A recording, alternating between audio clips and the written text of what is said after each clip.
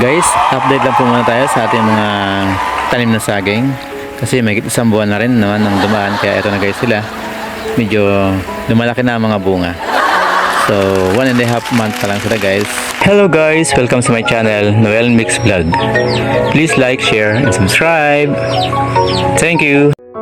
So, balito na guys yung ating mga tanim na saging na tinanggalan natin ang puso dati. Buti pa yung saging guys, may puso. At dahil tag-ulan ngayon guys, mas lalo pang dumadami yung mga anak-anak nila. Yung mga suwi kumbaga. Ayan guys. So, update tayo sa ating mga tanim na saging guys. Ito, bali mga bunga niya guys, medyo malalaki na. So, ilang panahon na lang hinihintay natin para sila ay ating sabay-sabay na anihin. Kasi halos sabay-sabay din silang nagpuso. At saka alam nyo ba guys, ang nakakatuwa dito, itong mga tanim kong saging dikit-dikit lang to. Kaya yung may mga bunga dito guys, ayan, halos magkakasama lang sila, magkakadikit din. Ayan o. So bali 7 puno sila guys na mayroong bunga.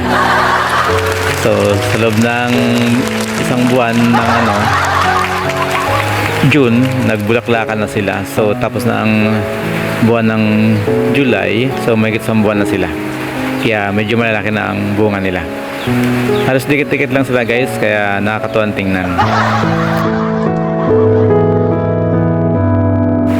Nanghihinayang lang ako guys dito sa mga suwi nila, sa mga anak-anak nila. Kinakain ng mga baby guys, ng mga pato, yung mga suwi nila. So sayang naman, kawawa naman, na dapat sana ilalaki pa sila at magbubunga. Pero inuunahan tayo ng mga pato guys, kinakain nila yung mga suwi ng aking saging. So gagawa natin to ng paraan guys, lalagyan natin ng pinakabakod o yero paikot dito sa may puno niya, paikot, para maprotektahan natin yung mga suwi-suwi nila. Ayan guys, may kangkong pa akong tanim dyan, oh.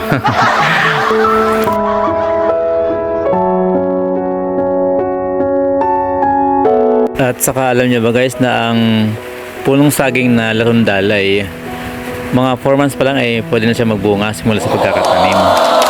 Kaya yan guys, so 4 months pa lang yan, may gate, nagbunga na siya, nagbulaklak na. Hindi katulad ng saging na saba guys, inaabot siya ng 6 to 7 months bago magbunga simula sa pagkakatanim niya. So ang latundal guys, napakabilis. Kaya ito ang gustong-gusto kong itanim sa paligid ng bahay ko. Ito ang pinakaingatan kong saging.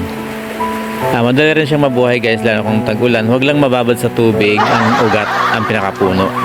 Okay lang mabasa ng ulan o bahain ng konti, pero pag nababad sila guys, dun sila mamamatay. Kasi medyo maselan din sila. Madaling buhayin pero madaling mamatay sa baha. Hindi katulad ng saba na saging guys, kahit binabaha na yung puno nila, yung ugat nila, is buhay pa din. Dahil ang sabang saging guys, gustong-gusto nila ang tubig. At ngayon naman guys, para maprotektahan natin yung mga suwi-suwi ng ating saging, ayan, mag-start na tayo maglagay ng pinakabakod niya, pinaka-yero, kumbaga paikot sa may puno niya. Kasama yung, nasa loob yung guys, yung mga suwi niya. So ayan, para sa protection na rin nila. Kasi yung mga pato ko guys, matakaw sa saging yan. Kahit dahon, kahit puno, talagang kinakain nila yan. Yung saging nga na puno guys, kaya nilang itumbang isang puno ng saging dahil kapag sabay-sabay nilang tinuka o kinain ng puno ng saging, tutumba na yun guys. Dahil sa gustong-gusto nila kasi ng saging, no? At habang busy si host guys, kababakod ng yero sa mga puno ng saging guys. Shoutout muna sa lahat ng ating mga kasamahan dyan sa ating team, kay Idol Taylor's Awesome Channel, sa team LS Premier Aidahan. Ayan, shoutout sa ating lahat dyan guys, kay Idol Distorinlador at kay Brad Warrior TV, shoutout mga bro. Kay Ma'am Johanna, shoutout kay Ma'am Pinay African Family UK, Ma'am Laurelyn Travel Adventure, shoutout po sa inyo. Ayan, at sa din, Team Coop What's kay Ma'am WCA Basya. Ayan, shoutout din po sa inyo ma'am. At sa lahat ng mga kasama natin dyan. And kay Ma'am Grace Opus sa Team Dudut Waswat, shout out din po sa inyo. Ayan, sasamantalahin ko na yung pagkakataon na to habang si host ay busy sa kanyang ginagawa. At sa iba pa natin mga kasamahan dyan dito sa YouTube na patuloy na susuporta din sa aking channel, sina Ma'am Manika Babayan Mix Vlog, thank you sa support. Ma'am Lotus Montiano TV, thank you. Kay Ma'am Kapitbahay USA, yan, thank you ma'am sa suporta. Kay Idol Morsky, ayan, thank you Idol sa suporta, salamat. At kay Brother Enbund Balse, ayan, salamat sa suporta Idol, laging nakasupport sa aking mga live. At maraming salamat din po sa mga kasama natin dito sa YouTube na hindi ko pa po nabanggit, na patuloy pa po rin sumusuporta sa aking channel. Ayan, hindi ko man po nabanggit sa oras na to guys. Maraming salamat po sa inyong patuloy na pagsuporta sa aking channel.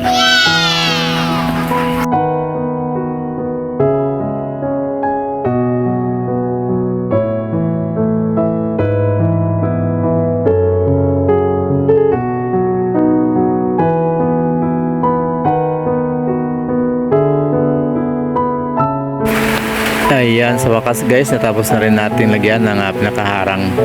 Ayan, pinakabakod yung ating mga puno ng saging para maprotektahan natin yung mga suwi-suwi nila.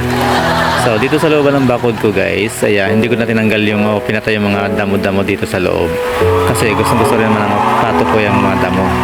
Importante sa mga pato guys, may mga sariwan damo na nakakain. Kaya hindi ko na rin tinanggal o pinatay yung mga damo dito sa loob.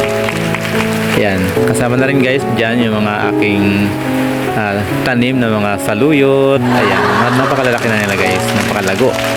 Kaya sagana sa labong dito sa lugar namin, sagana rin sa saluyot. Ayan guys, napakadami ng saluyot yan hanggang doon sa dulo. Nasa looban ng bakuran ko yan guys. Ayan, kaya yung gustong humingi guys,